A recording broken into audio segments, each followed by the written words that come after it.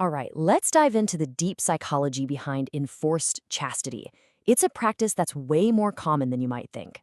We're going to break down how a simple physical lock can become this incredibly powerful psychological tool, one that can fundamentally reshape desire, power, and even trust inside a relationship.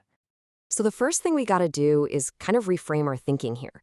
When most people see a chastity device, their first thought is, oh, that's to stop someone from having sex. But what if that's not its main job? What if the lock isn't about prevention at all, but about creation? The creation of a whole unique psychological state. Just take a look at this number, 70%.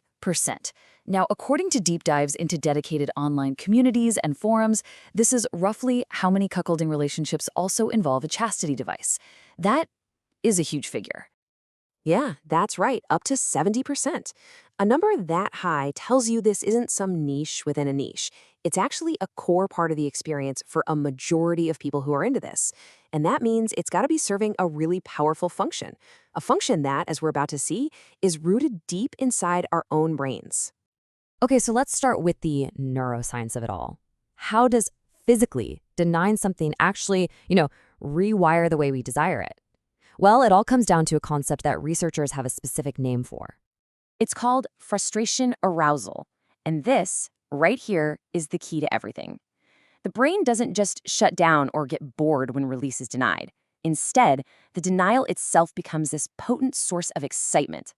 The constant physical reminder creates a constant mental focus, and there's a really specific biochemical process that makes this all happen.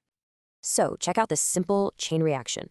When orgasm is off the table, prolactin, that's the chemical that gives you that, okay, I'm satisfied now feeling and kind of kills your sex drive for a bit. It's never released. At the same time, dopamine, the neurotransmitter of craving and anticipation, just stays cranked up. The result? A chemically fueled, sustained state of arousal that would be almost impossible to maintain just with willpower.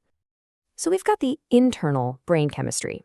Now let's zoom out and see how this becomes the foundation for a very real, very tangible shift in power between two people in a relationship. Now, this is a really fascinating distinction. See, intellectually agreeing to a fantasy is one thing. There's always a mental escape hatch, right? You can always change your mind. But a physical lock? It slams that escape hatch shut. It takes an abstract idea and makes it a concrete 24/7 reality. The option to just impulsively back out is, well, it's gone. And this quote it nails it. The person wearing the device isn't just passively saying, okay, they're making an active sacrifice. This isn't just giving permission, it's a profound, physical, undeniable demonstration of trust and a real transfer of power. So, when you boil it all down, the device is serving these three massive functions at once. It's a constant, visible symbol of devotion to the dynamic. It forces all of the wearer's sexual energy and focus onto their partner's activities. And, of course, it gives the key-holding partner this incredible sense of control and empowerment. All right, now this might be the most counterintuitive part of the entire dynamic.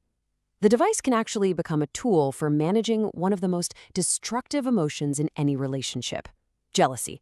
It's like a weird kind of emotional alchemy. It sounds like a total paradox, doesn't it? How on earth could adding a restriction actually help with feelings of jealousy? Well, it works by fundamentally changing the options you have when you feel that emotion. Okay, look at this table. When that jealous feeling hits, the typical instinctive response is path 1, competition. You try to reclaim your partner sexually, prove you're better, which, as we know, often just leads to pressure and conflict. But chastity completely takes that option off the table. It physically forces that jealous feeling down path 2, where it has nowhere to go except to be channeled into something that actually fuels the dynamic, like erotic humiliation or just pure arousal. So you can think of the device as a converter.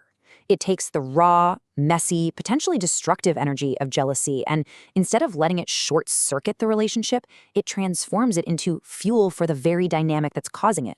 So instead of undermining everything, that emotion gets co-opted to make it even more intense.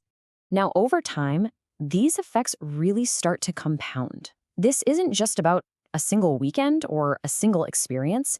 It's about how this practice, when it's kept up, can fundamentally shape the identity of the relationship and even the people in it. And you can see how it progresses. Day 1, it's just a strange new physical reality. By week 1, the psychological effects are getting really intense. But by the time a month has gone by, many people report that their entire consciousness feels reoriented, that their locked state has become essential, defining part of who they are. So, what makes this whole thing sustainable in the long run? Well, a few key factors come into play.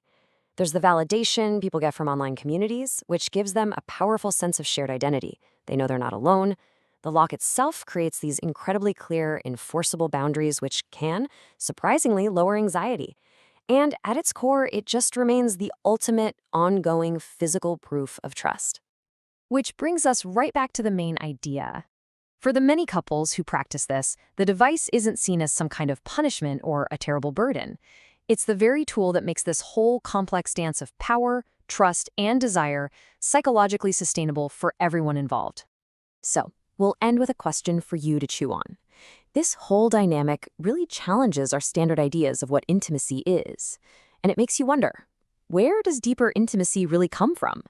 Is it found in the shared experience of mutual pleasure?